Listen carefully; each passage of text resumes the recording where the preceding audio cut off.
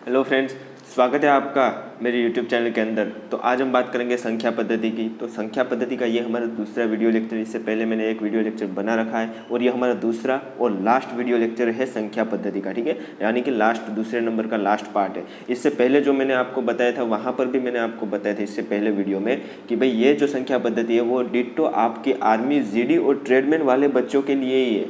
क्यों? क्योंकि यहाँ पे जितने भी क्वेश्चन, जितने भी कॉन्सेप्ट हो गए वो मेरे दोस्त आपकी एग्ज़ाम के पूछने लायक ही हो गए। ना इसके ऊपर एक कॉन्सेप्ट जाएगा, ना इसके नीचे एक कॉन्सेप्ट जाएगा। बस आपको इतना ही करना है, यहाँ पर जो मैं आपको सिखा रहा हूँ कॉन्सेप्ट, बस उसे ही करके जाना है। और आप देखना आपके आर्मी की एग्ज़ाम में यहाँ से इस कॉन्सेप्ट के आपके संख्या पद्धति में से डिट्टो क्वेश्चन आएंगे, ठीक है। क्योंकि पिछले साल के पेपर देखेंगे, ठीक है, पिछले साल के जो पेपर हुए थे तो उसमें भी आपको यही कंसेप्ट से ही या इसके आधार पे ही मैंने यहाँ पे ये आपको बनाए हैं नोट्स। देखो, सबसे पहला मैंने बेसिक्स मैंने आपको पढ़ा दिया कल, फिर आपको थोड़ी और बात की। अब आज हम बात करेंगे प्राकृत संख्या का योग, ठीक है। देखो, प्रथम n प्राकृत संख्या का योग हमें निकालना है। कैसे क्वेश्चन पूछे जाते हैं, पहले क्वेश्चन देख लो। प्रथम 10 प्राकृत संख्या है, उसका योग कितना होगा।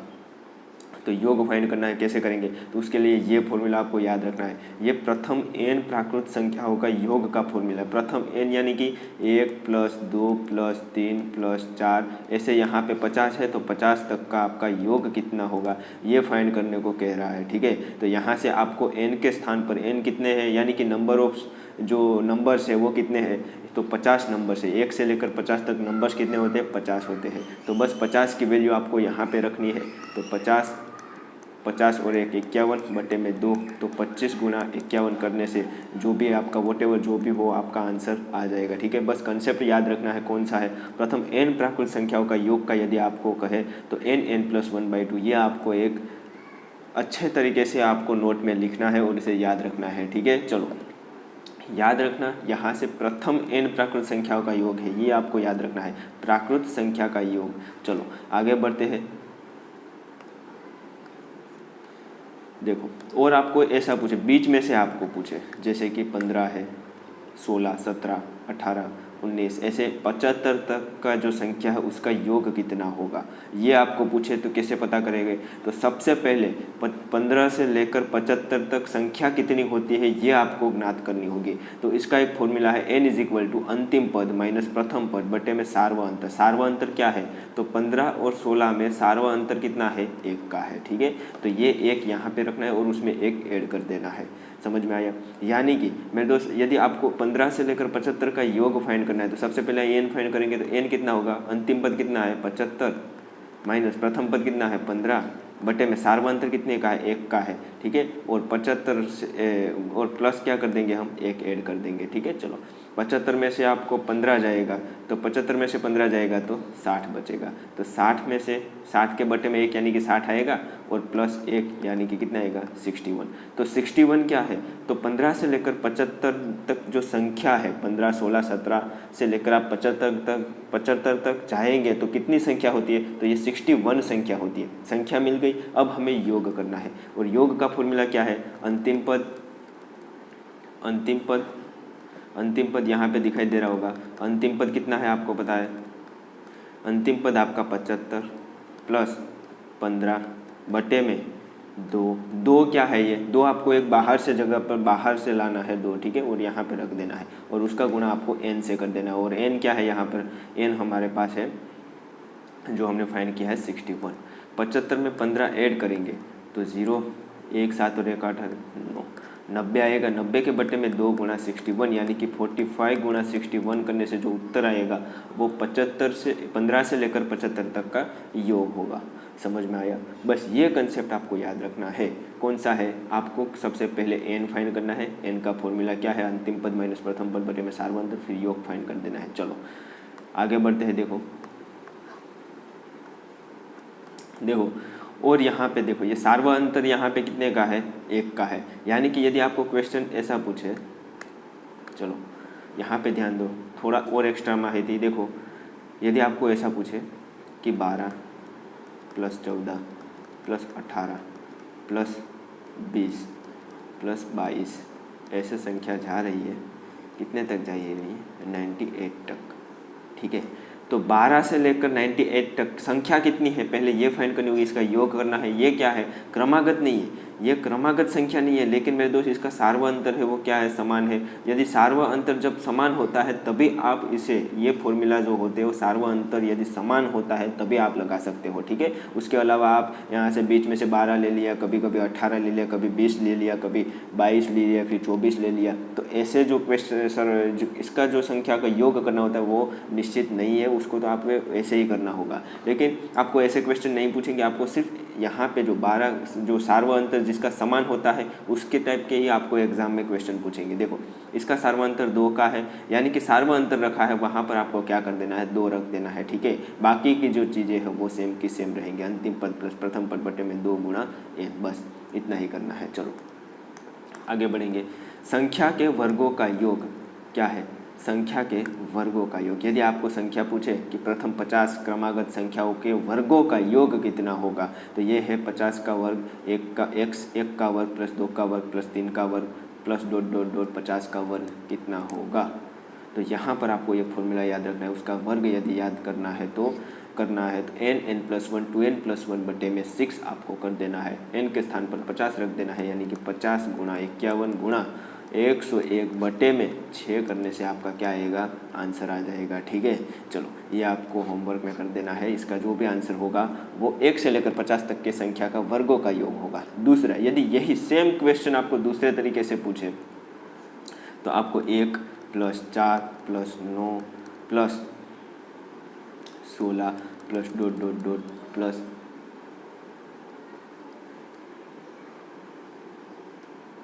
2500 इस प्रकार से पूछ सकते हैं। ऐसा सेम क्वेश्चन आपको इस प्रकार से भी पूछ सकता है। तो यहाँ पर ये क्या है, यहाँ पर आपको तुरंत आपके दिमाग में ये चल जाना चाहिए कि भाई 1 है तो ये 1 का वर्ग है प्लस 2 का वर्ग है प्लस 3 का वर्ग है प्लस 4 का वर्ग है, ऐसे ऐसे हमें 50 तक का वर्ग करना है। सिंपल है, बस ये फॉर्मूला लगा देना है। चलो आगे बढ़ते हैं, अगला है यदि और क्वेश्चन देखते हैं। देखो कॉन्सेप्ट के बेस पर, यदि 3 क्रमागत संख्या का योग 24 है तो बीच वाली संख्या क्या होगी। 3 क्रमागत संख्या है, चलो उसका योग 24 है, तो पहले मैं कोई एक संख्या 3 क्रमागत संख्या ले लेता हूँ। देखो इससे इस क्वेश्चन के बाहर आपको कॉन्सेप्ट समझाने का प्रयत्न करता हूँ। मान लो 3 क्रमागत संख्या एक है, 1 2 3 है, उस संख्या का क्या है योग, इसका योग करेंगे तो कितना आएगा, 6 आएगा। कितना आएगा, 6 आएगा। तो उसके बीच वाली संख्या फाइंड करनी है, किसके वाली, बीच वाली, ठीक है। अब देखो ये क्रमागत है तो ये भी तो क्रमागत है, ठीक है।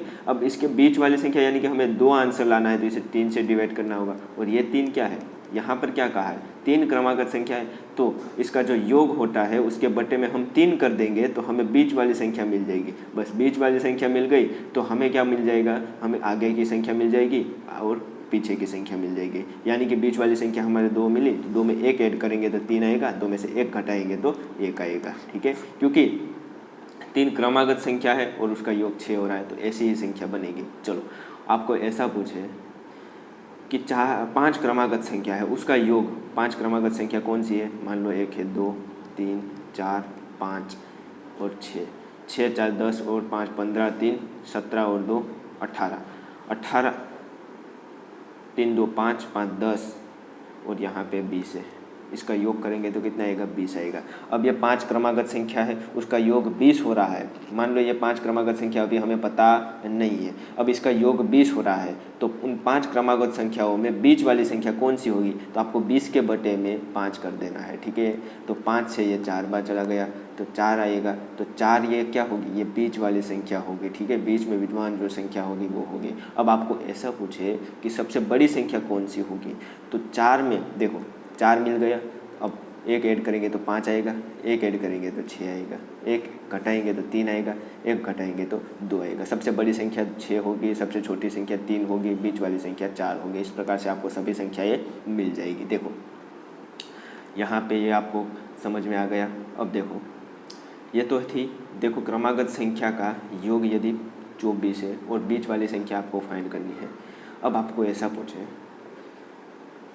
कि 3 क्रमागत है, देखो क्रमागत तो होनी ही चाहिए। अब आपको ऐसा पूछे 4 क्रमागत है, क्या है, 4 क्रमागत है। पहले इस क्वेश्चन का आंसर कर लेते हैं। देखो योग कितना है, संख्या का योग 24 है और 3 क्रमागत है तो 3 से डिवाइड कर देंगे तो 8 आएगा। तो बीच वाली संख्या कौन सी होगी? 8 हमारी बीच वाली संख्या होगी, ठीक है। यानी कि जो मिडल में रहेगी वो कौन सी होगी? 8 होगी। अब 3 क्रमागत है तो 8, 9 और यहाँ पे 7 होगा। 8 और 7 15, 15 और 9 करेंगे तो कितना आएगा? 24 आएगा, ठीक है। चलो आगे बढ़े। अब क्रमागत है इसीलिए हम एक ऐड करेंगे, ठीक है। क्या है? क्रमागत है इसीलिए हम एक ऐड करेंगे, एक घटाएंगे तभी तो ये क्रमागत होगी। चलो अगला है, देखो 4 क्रमागत। अब देखो 4 क्रमागत है, क्या है? 4 क्रमागत। तो मैं 4 क्रमागत संख्या लेता हूँ और उसके द्वारा आपको ये क्वेश्चन कराने का ट्राई करूँगा। देखो पहले 1, 2, 3, ये 4 है। ये 4 क्रमागत संख्या है, उसका योग कितना हो रहा है? 4 और 3 7, 7 और 2 9, 9 और 1 10, इसका योग 10 हो रहा है। उसके बटे में मेरे दोस्त मैं 4 करूँगा। क्या करूँगा? 4 करूँगा। तो हमने बीच वाली संख्या मिलेगी, क्या मिलेगी? बीच वाली। और वैसे भी ये 4 संख्या है, ये 4 संख्या यदि उसके बटे में 4 करेंगे तो ये बीच वाली संख्या यहाँ पर 2 और 3 के मध्य में स्थित होगी। समझ में आया? यानी कि हम 4 से 10 को 4 से डिवाइड करेंगे तो 2.5 आंसर आएगा। और 2.5 क्या होगा? हमारे बीच में होगी संख्या, वो क्या होगी? बीच में होगी। अब हम इसमें 0.5 ऐड करेंगे मेरे दोस्त, तो हमें क्या मिलेगी? वो तीसरे नंबर की संख्या मिलेगी और वो कितनी होगी? 3 होगी। फिर हमें क्रमागत देखो, और उसमें से 0.5 घटाएंगे तो हमें कौन सी संख्या मिलेगी? हमें मिलेगी दूसरे नंबर की संख्या, यानी कि 2 मिलेगी। अब ये 2 और 3 मिल गया, ये क्या है? दूसरे नंबर की है, ये तीसरे नंबर की है। इसमें एक ऐड करेंगे तो 4 आएगा, ये चौथे नंबर की होगी। इसमें से एक घटाएंगे तो ये क्या आएगा? 1 आएगा। ये हमारे किसने नंबर की होगी? पहले नंबर की होगी। समझ में आया? तो बीच वाली संख्या कौन सी होगी इसमें? 2.5। वैसे भी यहाँ पे बीच वाली संख्या 2.5 ही आएगी, ठीक है। आपको ऐसा नहीं पूछेगा कि बीच की संख्या कौन सी होगी। आपको यदि 4 क्रमागत संख्या पूछे, 6 क्रमागत संख्या पूछे, विषम सम क्रमागत, सम जो होता है 4 क्रमागत है, ऐसे यहाँ पे 4 के स्थान पर कोई भी सम संख्या देंगे, कोई भी सम संख्या देंगे तो इसको इस प्रकार से ही करेंगे। देखो जैसे कि यहाँ पर जो दिया हुआ है क्या है? 36 है। 4 तो तीसरी संख्या हमें ज्ञात करनी है। पहले तो 36 4 क्रमागत संख्या का योग है तो 36 है, तो 36 को हम 4 से डिवाइड कर लेंगे तो 9 आएगा। क्या आएगा? 9 आएगा। अब देखो 9 आएगा, 4 क्रमागत संख्या तो 9 आएगा। 9 में एक ऐड करेंगे तो कितनी होगी? 10 होगी, ठीक है। 9 में से एक घटाएंगे तो कितना आएगा? 8 आएगा। अब 8 और 10 के बीच में दूरी कितने की है? 2 की है। इसमें 2 ऐड करेंगे यानी कि 12 होगा। और इसमें 2 ऐड, इसमें से 2 घटाएंगे यानी कि ये 6 होगा। तो वो संख्याएं कौन सी होगी? 6, 8, 10 और 12। कैसे पता चला? देखो इन सभी का योग करेंगे तो कितना आएगा? 30, 12 और ये 20, 10, 30 और 6 36, 36 आया। तो आप ऐसा कहेंगे कि सर आपने यहाँ पे एक क्यों ऐड किया? मेरे दोस्त क्योंकि यहाँ पे पॉइंट वाली संख्या नहीं आई है, यहाँ पर पॉइंट वाली संख्या नहीं, बिना पॉइंट की संख्या, यानी कि ये 9 यदि बीच में है मेरे दोस्त तो उसके आगे कौन सी संख्या होगी? 10 होगी। उसके पीछे कौन सी संख्या होगी? 8 होगी। तभी तो इन सभी का योग कितना होगा? 36 होगा। समझ में आया? चलो ये भी तो क्रमागत है। क्रमागत यानी कि देखो इसमें 2 ऐड करने से 8 आ रहा है, इसमें 2 ऐड करने से 10 आ रहा है, इसमें 2 ऐड करने से 12 आ रहा है। चलो अब देखो और एग्जांपल आपको देता हूँ। उससे पहले देखो एग्जांपल बनाता हूँ। देखो एक है 12, 14, 16 और 18। इन सभी का योग करेंगे तो कितना आएगा? 12 और 18 30, 30 और 30 60। इन सभी का योग करने से 60 आ रहा है। यदि आपको ऐसा पूछे कि 4 क्रमागत संख्या का योग यदि 60 है, कितना है? 60, तो बीच वाली संख्या तो नहीं पूछेगा क्योंकि 4 क्रमागत संख्या होती है तो उसमें बीच में कोई भी संख्या नहीं होती है। तो उसमें सबसे बड़ी संख्या कौन सी होगी? सबसे छोटी संख्या कौन सी होगी? बस इसको 4 से डिवाइड करेंगे। 4 से डिवाइड करेंगे तो कितना आएगा? 15। तो इन 14 और 16 में बीच में कौन सी आ रही है? 15 ही तो आ रही है। अब 15 में एक ऐड करेंगे तो 16, 15 में एक ऐड करेंगे तो एक घटाएंगे तो कितना आएगा? 14। अब 14 और 16 हमें 2 संख्या मिल गई, ठीक है। अब उसमें हम 2 ऐड करेंगे। 2 क्यों ऐड करेंगे? क्योंकि क्रमागत है। यहाँ पे 14 और 16 में 2 ऐड किया तो 16 में भी हम 14 में 2 ऐड किया तो 16 आया। अब 16 में 2 ऐड करेंगे तो कितना आएगा? 18 आएगा। सबसे बड़ी संख्या 18 होगी। 14 में से एक 2 घटाएंगे तो 12 आएगी। तो ये सबसे छोटी संख्या होगी। समझ में आया? अब वैसे ही यदि आपको 3 क्रमागत संख्या है, 6 क्रमागत संख्या है, सॉरी 3 है, 7 है, यानी कि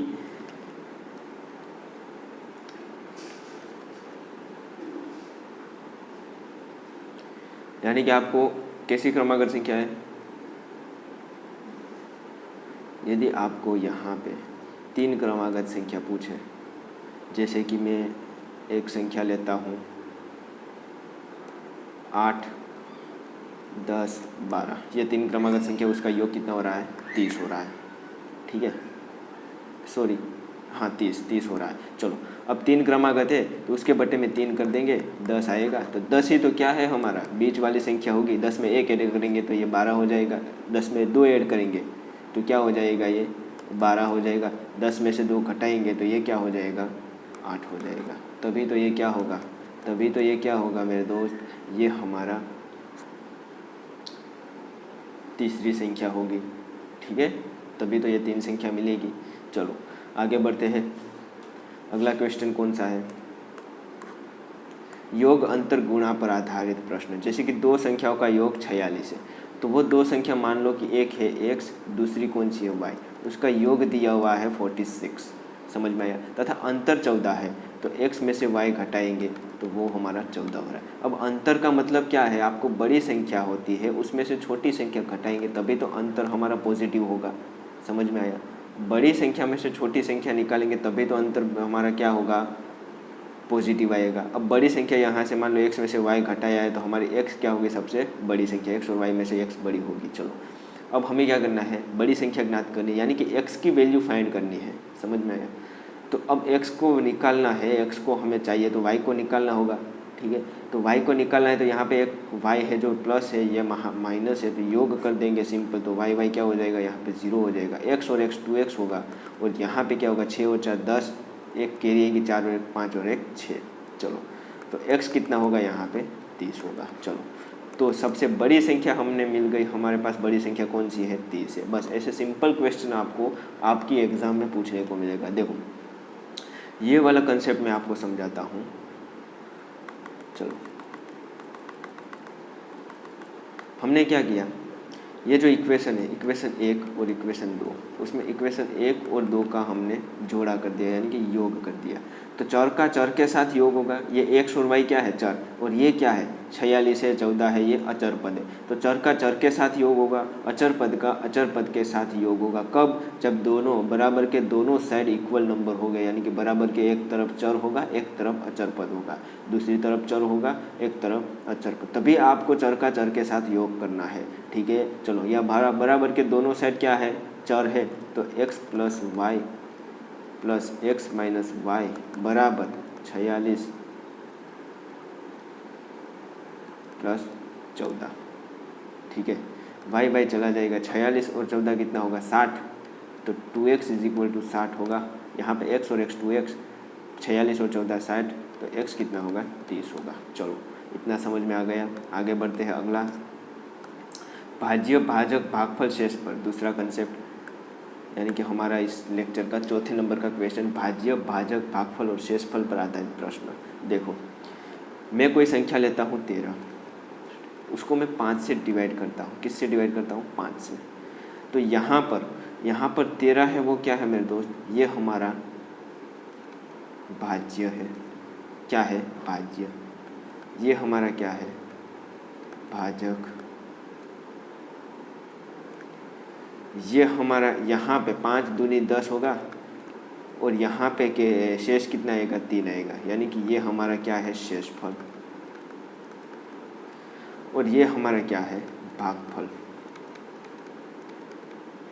तो यहाँ से देखो एक अच्छा क्वेश्चन जो फॉर्मूला है वो बनेगा, यानी कि मेरे दोस्त यदि मैं शेषफल को 13 में से घटा दूंगा तो वो संख्या 5 से डिवाइड हो जाएगी। क्या कहा, वो संख्या 5 से डिवाइड हो। दूसरे शब्दों में मैं कहूँ, दूसरे शब्दों में तो 5 का 2 से डिवाइड करके मैं 3 ऐड करूँगा तभी हमारा भाज्य मिलेगा। समझ में आया। 5 का 2 से डिवाइड किया तो 10 होगा, उसमें 3 ऐड किया तो क्या हो जाएगा, वो 13 हो जाएगा, यानी कि भाज्य मिल गया। तो भाज्य का फॉर्मूला हमें याद रखना है, कौन सा है भाज्य का फॉर्मूला, तो भाज्य इज इक्वल टू, भाज्य इज इक्वल टू भाजक गुणा भागफल। क्या? भाजक गुणा भागफल, भाजक गुणा भागफल प्लस शेष। ये क्या है? इसका फॉर्मूला है भाज्य इज इक्वल टू भाजक गुणा भागफल प्लस शेष। बस ये फॉर्मूला आपको याद रखना है, इसमें से एक क्वेश्चन बन सकता है। हालांकि यहाँ पे सभी जो कंसेप्ट है उसमें से क्वेश्चन बन सकते हैं। मैं ये नहीं कह रहा हूँ कि यहाँ पे इतने सारे कंसेप्ट है तो एक ही चैप्टर में से इतने सारे क्वेश्चन आ जाएंगे, लेकिन मेरे दोस्त बेहद ही अच्छे कंसेप्ट है, कहीं से भी उठा के आपको क्वेश्चन बना सकता है। देखो भाज्य इज इक्वल टू भाजक गुणा भागफल प्लस शेष। चलो अब यहाँ से वीडियो थोड़ा लंबा होगा वो। देखो अब हमें यहाँ पे क्या कहा है? वैल्यू पुटिंग करना है। तीन यहाँ पे तीन जो देखो भाज्य इज इक्वल टू भाजक भागफल प्लस शेष। यहाँ पे तीन की वैल्यू दी हुई होगी, कोई सी भी तीन की वैल्यू दी होगी, एक की वैल्यू हमें निकालनी है। जैसे कि यहाँ पे 1265 है, तो 1265 में किस संख्या का भाग देने पर भागफल 84 तथा शेषफल 13 होगा? किस संख्या का भाग, यानी कि हमें क्या फाइंड करना है? भाजक फाइंड करना है। किस संख्या का भाग देना है, यानी कि भाजक का है यहाँ, भाजक फाइंड करना है। हमें क्या दिया हुआ है? शेषफल दिया हुआ है, भागफल दिया हुआ है और भाज्य दिया हुआ है। भाज्य कितना है? 1265 इज इक्वल टू भाजक को मान लेते हैं वो x फाइंड करना है। भागफल कितना दिया हुआ है? 84 और शेषफल कितना दिया हुआ है? 13। सिंपल। अब x की वैल्यू फाइंड करनी है। x के आसपास जो भी संख्या उसको हम क्या करेंगे? उस तरफ जाने देंगे। शुरुआत कहाँ से करेंगे? योग से करेंगे या फिर माइनस से करेंगे, उसके बाद गुणा से करेंगे। डायरेक्ट 84 को हम यहाँ से उठा के यहाँ पे नहीं ले जाए। सबसे पहले उसको उठाने के लिए 13 को यहाँ ले जाना होगा। 13 प्लस है, इस तरफ जाएगा तो माइनस हो जाएगा, यानी कि 1265 है, उसमें से 13 को हम कम कर देंगे तो कितना आएगा? 1252 आएगा। ठीक है, उसके बराबर क्या आएगा? x गुणा 84। तो x बराबर क्या होगा? 1252 बटे में 84। तो 84 से डिवाइड करेंगे, पहले तो 4 से डिवाइड करेंगे। 4 दूनी 8, 4 तिया 12, 4 दूनी 8, 4 एकम 4, 4 तिया 12, 4 एकम 4, 4 तिया 12। 21 से डिवाइड करेंगे, 21 से ये एक बार चला गया, कितना आएगा? 11। 21 से ये 203, तो 203 किस में आएगा? चलो 1265 में से पहले तो 13 घटाएंगे। हाँ फिर से करेंगे। देखो ये 4 तिया 12, 5 कैरी बचेगी, 4 एकम 4, 4 तिया 12, 313 और 21 से डिवाइड करेंगे।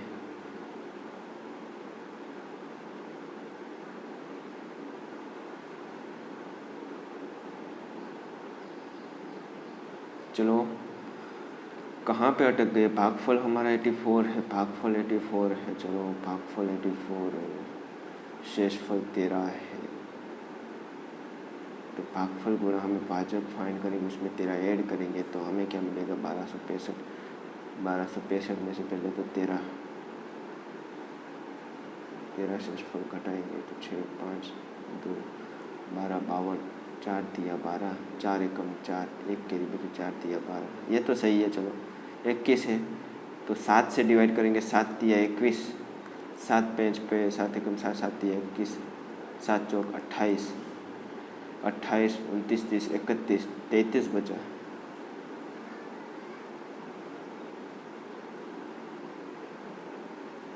अब यहाँ से गाड़ी अटक गई है, क्यों? क्योंकि यहाँ पे कोई गलती हो रही है। ठीक है, चलो क्वेश्चन दूसरा लेते हैं। देखो समझाने के लिए आपको एक दूसरा क्वेश्चन लेते हैं। देखो क्वेश्चन बना के मैं आपको देता हूँ। चलो छोड़ो, इसमें मेरे दोस्त क्वेश्चन में कहीं भूल है। अब देखो, अब दूसरा क्वेश्चन मैंने बनाया है वो क्या है? 1360 में। देखो अब 1360 करना है। 1360 में किस संख्या का भाग देने पर भागफल जो होता है वो हमारा आएगा 9 और शेषफल हमारा कितना आएगा? 10 आएगा। बस ये संख्या हमें फाइंड करनी है। देखो तो मैंने क्या कहा था? भाज्य इज इक्वल टू भाजक गुणा भागफल प्लस शेषफल। ठीक है, भाज्य कितना है, भाज्य है हमारा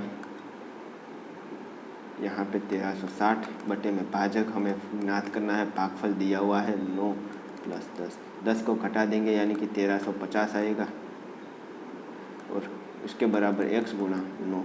तो x बराबर 1350 के बटे में 9 करेंगे तो 9 एकम 9, 9 5 45, 9 एकम 9, 9 5 45 यानी कि x की वैल्यू 15 आएगी। तो हमारा मेरे दोस्त जो भाजक है वो कौन सा होगा, 15, यानी कि 15 ऐसी संख्या होगी जिसको 1360 में डिवाइड करने पर भागफल 9 आएगा और शेषफल 10 आएगा। यहाँ से इस फॉर्मूला से पता चल जाएगा, ये फॉर्मूला आपको याद रख लेना है। चलो आगे बढ़ेंगे। देखो अगला क्वेश्चन है, देखो अगला कंसेप्ट, भाज्यता पे आधारित प्रश्न।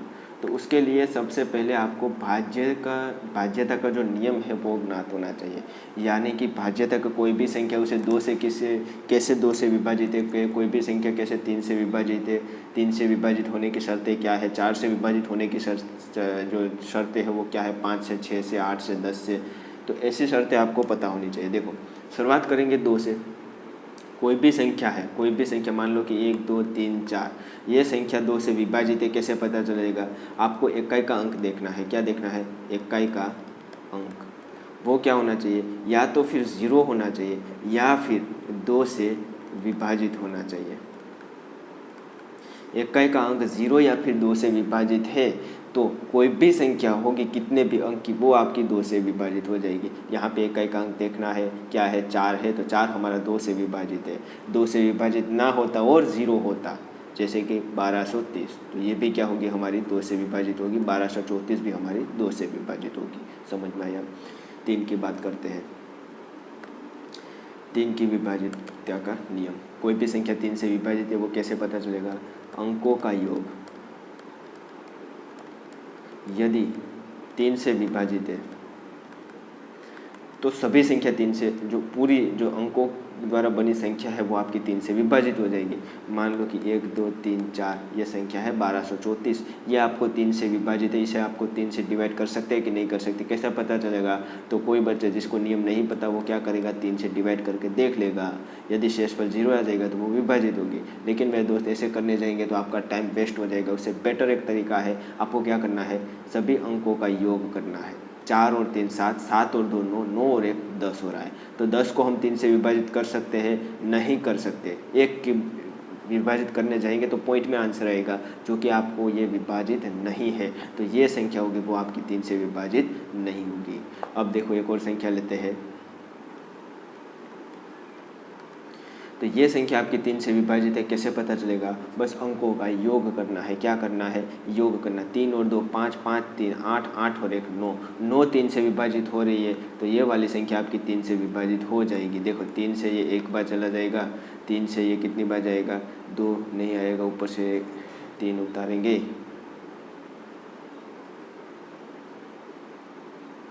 तो कितना बचेगा, देखो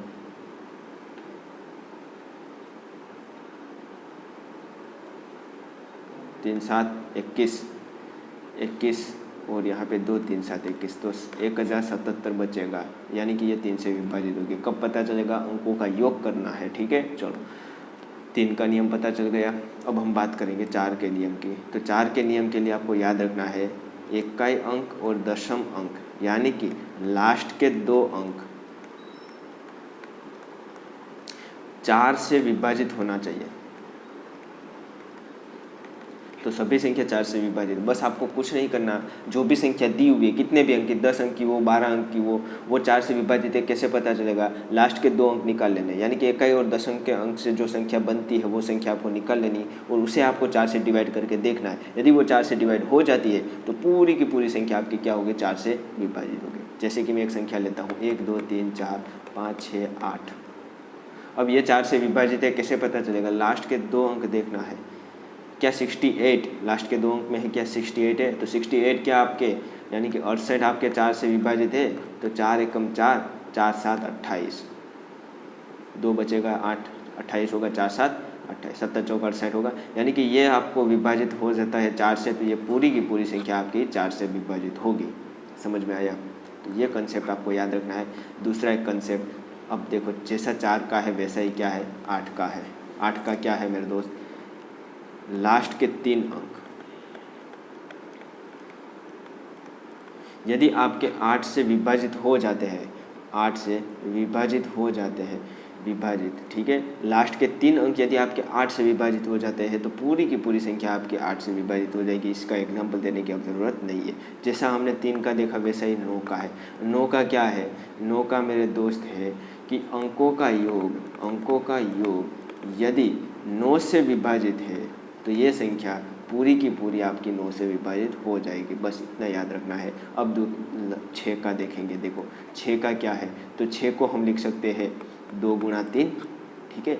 यानी कि कोई भी संख्या यदि 2 से विभाजित है और 3 से विभाजित है, और नहीं है 2 से एवं 3 से, दोनों से विभाजित कोई भी संख्या आपकी 6 से विभाजित हो जाएगी। क्या ये कोई संख्या दी हुई है 1 2 3 4 5 6, तो ये संख्या आपकी 2 से भी विभाजित होनी चाहिए, ये संख्या आपकी 3 से भी विभाजित होनी चाहिए। यदि दोनों से विभाजित है तभी ये संख्या आपकी 6 से विभाजित हो पाएगी।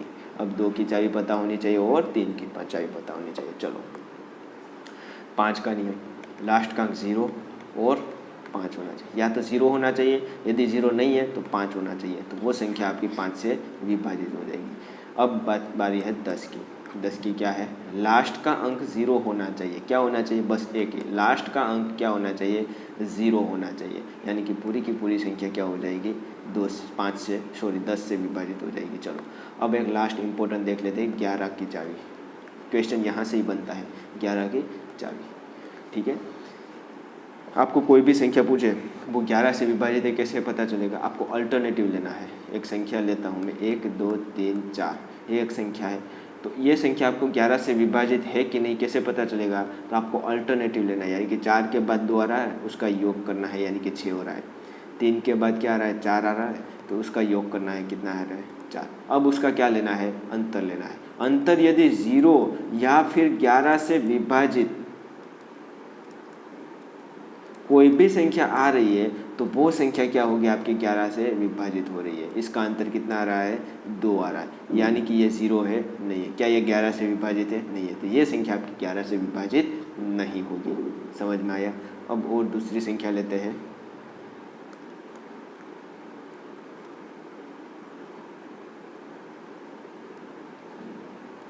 चलो ये संख्या 11 से विभाजित है, कैसे पता चलेगा, अंकों का योग करना है, 5 और 3 8, 8 और 1 अल्टरनेटिव लेना है और योग करना है। 5 और 3 8 अल्टरनेटिव, यानी कि एक को छोड़ के दूसरी, 5 और 3 8, 8 और 1 9। अब उसमें से हम 6 और 3 9 घटाएंगे, 6 और 3 भी क्या हो रहा है, 9 हो रहा है, यानी कि 9 में से 9 घटा 0 आया, यानी कि ये क्या है, 0 है, ठीक है। तो ये हमारी संख्या जो है 11 से विभाजित हो जाएगी। यदि विश्वास नहीं आ रहा है तो आप डिवाइड करके देख लेना है। चलो आगे बढ़ते हैं। अब सभी नियम है विभाज्यता के वो समाप्त हो गए। अब आगे बढ़ते हैं। अब क्वेश्चन इसमें से क्या बनेगा, 17 स्टार 3 से विभाजित है तो स्टार का मान क्या होगा, स्टार का मान निकालना है। समझ में आया, स्टार का मान क्या होगा, बस ये निकालना है। कैसे करेंगे, देखो यदि 3 से विभाजित होती मेरे दोस्त तो क्या होता, ये 17 स्टार 3 उसके अंकों का योग, यानी कि 1 + 3 + स्टार +3, ये आपका क्या हो जाता, 3 से विभाजित हो जाता। समझ में आया, क्या हो जाता, 3 से विभाजित हो जाता। यानी कि यहाँ पे स्टार के स्थान पर कौन सी संख्या रखे कि वो 3 से विभाजित हो जाएगी। स्टार के यहाँ पे पहले तो 3 और 1 4, 4 और 3 7, 7 प्लस स्टार में कौन सी संख्या रखें कि वो संख्या 3 से विभाजित हो जाएगी। ऑब्वियसली बात है, साथ में यदि 2 ऐड करेंगे तो कितना आ जाएगा, 9 आ जाएगा, और 9 आपकी क्या है, 3 से विभाजित है। यानी कि स्टार का मान हम क्या रखेंगे, 2 रखेंगे, ठीक है। तो स्टार की वैल्यू मिल गई, कितनी है, 2। क्या स्टार का मान 1 रखने से हमारा उत्तर आ रहा है, स्टार का मान 1 रखने से हमारा उत्तर आ रहा है, 7 और 1 8 हो रहा है, 8/3 नहीं कर सकते।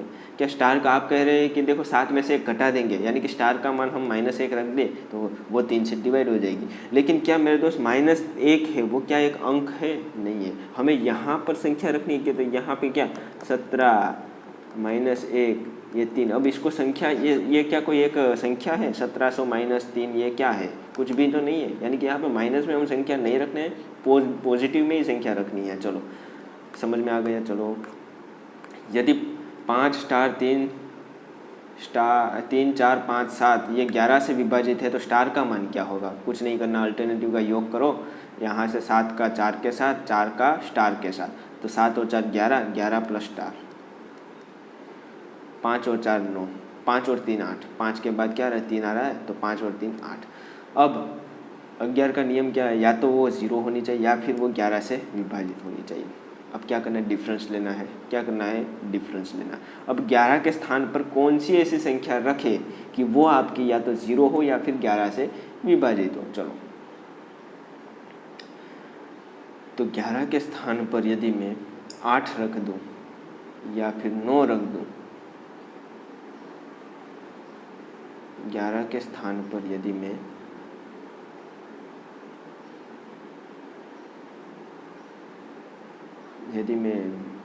8 रख दूं, हाँ स्टार के स्थान पर, ठीक है, स्टार पे स्टार है। देखो 11 प्लस स्टार बराबर 11 प्लस स्टार है और यहाँ पे 8 है, तो वो हम क्या करें कि वो तो या तो 0 आना चाहिए या फिर 11 से विभाजित। क्या 0 ला सकते हैं हम? यहाँ पे नहीं ला सकते, क्योंकि यहाँ पे 0 करना है तो यहाँ पर भी क्या होगा? यहाँ पे 11 प्लस स्टार बराबर 8 होना चाहिए, तभी इन दोनों का डिफरेंस 0 हो रहा है। डिफरेंस 0 नहीं हो रहा है, ठीक है। अब यहाँ पे 11 के स्थान पर मैं 9 रख देता हूँ, यानी कि 11 प्लस 9 कितना हो रहा है? 11 प्लस 8 कितना? स्टार के स्थान पर 8 रख दो तो वो 19 हो रहा है। तो 19 में से अब 8 निकालेंगे, 19 में से हम 8 डिफरेंस लेना है, तो वो क्या आ रहा है? 11। यानी कि 11 यदि 11 से विभाजित है, डिफरेंस यदि 11 से विभाजित है, तो वो संख्या आपकी 11 से विभाजित हो जाएगी।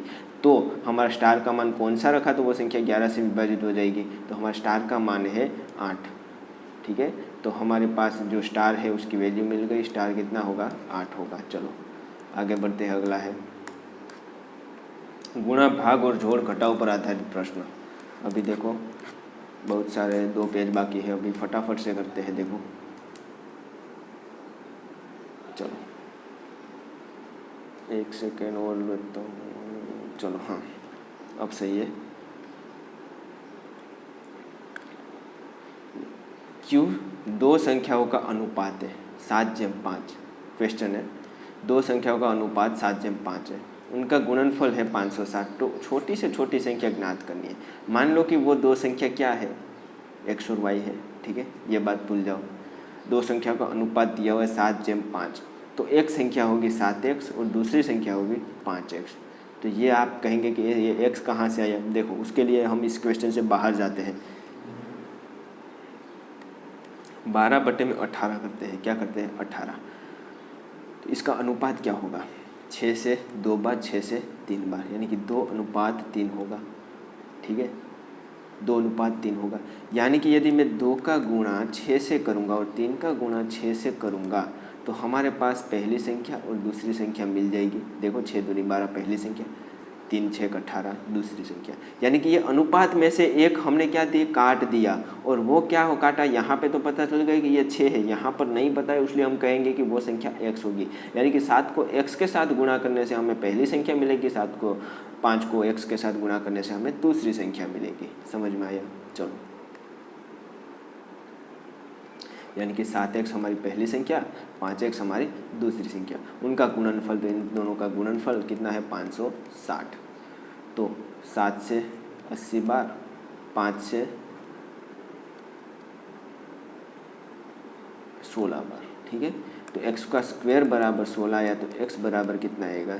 4 आएगा। तो ये हमारा आंसर नहीं है मेरे दोस्त। हमारा आंसर क्या है? सबसे छोटी से छोटी संख्या ज्ञात करनी है। छोटी से छोटी यानी कि 7x और 5x में कहाँ पर हम x की वैल्यू रखें तो हमें छोटी संख्या मिलेगी। तो 5 के स्थान पर x की वैल्यू लिखें तो 20 हमारा क्या होगा? छोटी से छोटी 5 × 4 यानी कि 20 हमारी छोटी से छोटी ऐसी संख्या होगी, ठीक है। तो यहाँ पर बस ऐसे आपको करना होगा। चलो आगे बढ़ते। देखो अगला है 2 संख्याओं का अनुपात दिया हुआ है 3:7।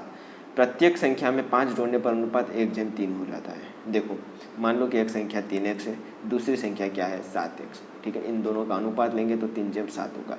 अब उन दोनों में 5 जोड़ना है तो यहाँ पर भी 5 जोड़ेंगे, यहाँ पर भी 5 जोड़ेंगे, और नया अनुपात कितना होगा? 1/3 हो रहा है। अब क्या होगा, प्रत्येक संख्या क्या होगी वो हमें, यानी कि ये वाली प्रत्येक संख्या, यानी कि यहाँ पे जो संख्या मिलेगी वो क्या होगी वो हमें ज्ञात करना है। बस x की वैल्यू फाइंड कर लेनी यहाँ पे, तो 3x प्लस 3 तिया 9x प्लस 15 डायरेक्ट कर लिया, 3 का गुणा इन दोनों के साथ कर लिया, और यहाँ पे 7x प्लस 5। तो 7x में से ये 9x जाएगा, 9x में से 7x जाएगा 2x, क्योंकि 9 में से 7 घटाएंगे तो 2 बचेगा। 15 इस तरफ जाएगा, 15 इस तरफ जाएगा,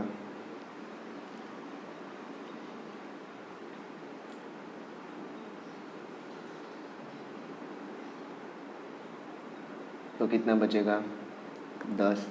x बराबर -10 बचेगा ना, तो x बराबर कितना आएगा, x बराबर -10, तो x बराबर -5 आएगा, यानी कि 5 आएगा। ठीक है, माइनस नहीं रखेंगे, 5 रखेंगे, 5 की वैल्यू यहाँ पे रख देंगे, तो 5 तिया 15, 5 7 35। तो इसका अनुपात 15 और 35 का अनुपात 3 जब 7 रखेंगे और प्रत्येक में 5 जोड़ेंगे तो इसका 20 आएगा, इसका क्या आएगा 40 आएगा, और उसका जो अनुपात है वो भी क्या आएगा, इसका अनुपात जो है यहाँ पे 20 जोड़ेंगे तो 60 आएगा, इसका अनुपात भी 1/3 आएगा, यानी कि हमें वो संख्या कौन सी मिलेगी, 15 और 60 वो दोनों संख्या है। चलो आगे बढ़ते हैं। इकाई का अंक ज्ञात करना मेरे दोस्त, इकाई का अंक ज्ञात करना है। चलो फटाफट से बता देता हूँ, देखो सिंपल याद रखना है। इकाई के अंकों का, यहाँ पे यदि ऐसी संख्या दी हुई है उसका इकाई का अंक ज्ञात करना है, यानी कि इसका जो उत्तर आएगा उसका इकाई का अंक ज्ञात करना है मेरे दोस्त। सिंपल आपको इन सभी संख्याओं का इकाई का अंक ढूंढना है। 8 दूनी 16, 16 का इकाई का अंक क्या होगा 6, और 6 गुणा 6 करेंगे तो 36, 36 का भी इकाई का अंक क्या होगा 6 होगा, यानी कि इन जो संख्याओं का हम उत्तर लेंगे और उसका आंसर आएगा तो उसका इकाई का अंक भी आपका 6 ही आएगा। मान लो एक संख्या दूसरी है, देखो दूसरी संख्या है,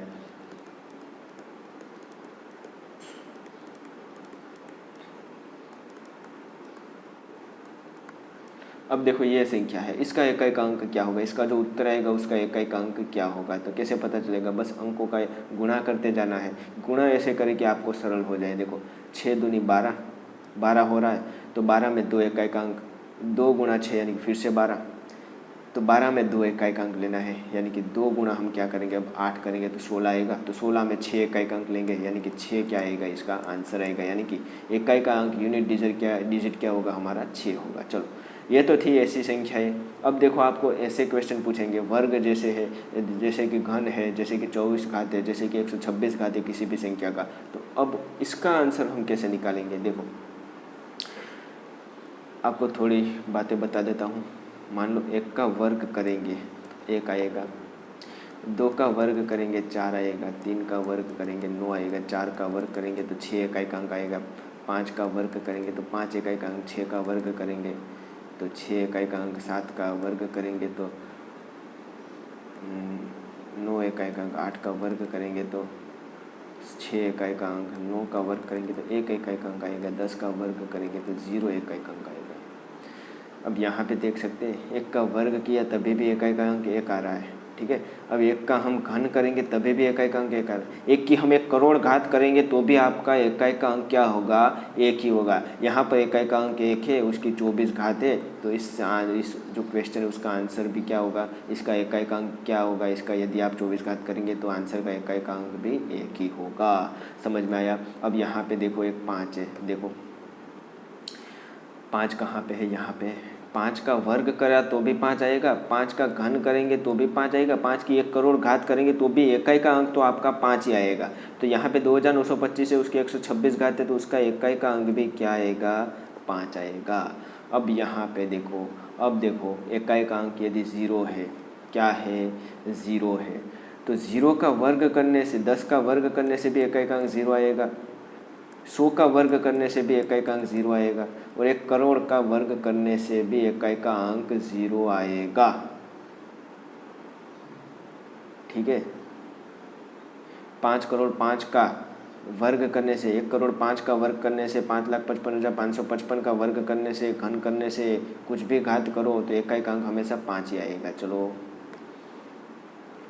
ये चीज़ आपको पता चलेगी। दूसरी एक संख्या है 6, 6 का वर्ग करेंगे तो भी इकाई का अंक 6 आएगा, 6 का आप घन करेंगे तो भी इकाई का अंक 6 आएगा, 6 की आप 10 घात लेंगे तो भी इकाई का अंक 6 ही आएगा। 6 की 1 करोड़ घात, जिसकी इकाई का अंक 6 है, उसकी 1 करोड़ घात भी करेंगे तो इकाई का अंक 6 ही आएगा। समझ में आया? यानी कि ऐसी कौन कौन सी संख्या है जो इकाई के स्थान पर हो और उसकी n घात करने से इकाई का अंक वही का वही रहेगा। तो ऐसी एक तो है 1, 0, 1, 5, 6। तो ये ऐसी संख्याएं हैं जिसका वर्ग करने से इकाई के स्थान पर वही की वही संख्याएं आएगी। चलो अब मान लो यहाँ पे 2 है, इसके अलावा कौन सी संख्या 2 है?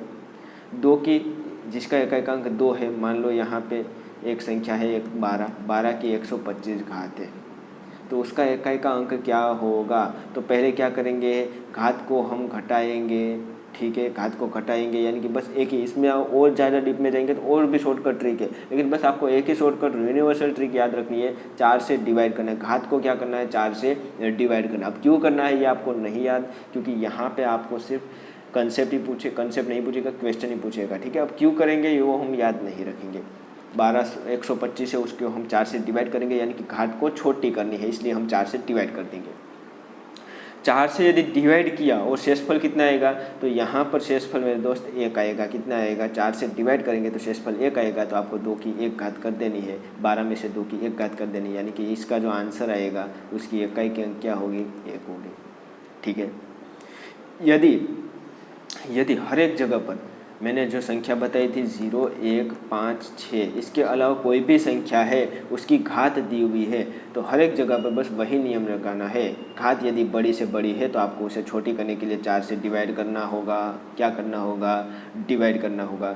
डिवाइड करने से यदि वो डिवाइड हो जाती है, यानी कि शेषफल यदि 0 आता है, तो आपकी ये जो संख्या है उसकी क्या कर देनी है? 4 घात कर देनी है। बाकी आपकी घात 1 से लेकर 0 से लेकर 3 तक ही आएगी। ठीक है, यदि 1 है तो 1 करेंगे, 2 है तो 2 करेंगे, 3 है तो 3 करेंगे शेषफल। ठीक है, और 0 है तो 4 कर देंगे। बस इतनी बातें आपको याद रखनी है। और यहाँ पे 9 है, 9 की 156 घात है, तो 156 को हम 4 से डिवाइड करेंगे तो 4 तिया 12, 12 का 2 आएगा 26, 4 6 24, यानी कि 2 शेषफल बचा। अब 2 शेषफल बचा तो हम 9 की 2 घात कर देंगे, तो 9 की 2 घात करने से 1 आ रहा है, तो हमारा इसका उत्तर होगा, यानी कि इसमें जो आंसर आएगा उसका इकाई का अंक क्या होगा?